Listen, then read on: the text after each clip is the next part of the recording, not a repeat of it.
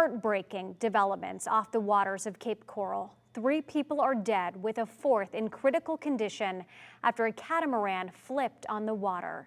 We know search crews spent hours on the water over the weekend using helicopters, boats, and dive teams to find him and try to understand what went wrong. Wink News reporter Summer Senni has the latest. Florida Fish and Wildlife is still trying to figure out exactly how this crash happened.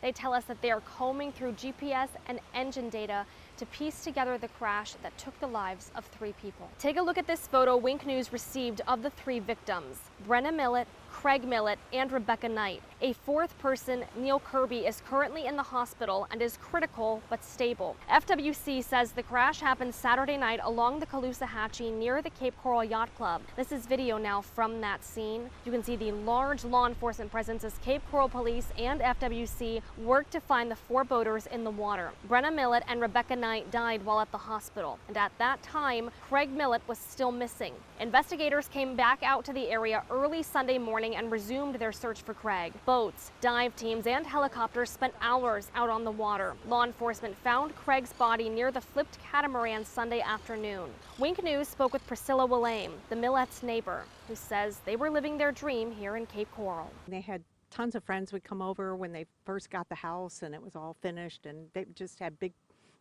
get-togethers with all their friends. Fun people that were just, living their life as best as they could do it, and, enjoying what life had to give them. FWC also wants to remind boaters to always have a plan before they go out on the water because the weather conditions can change quickly.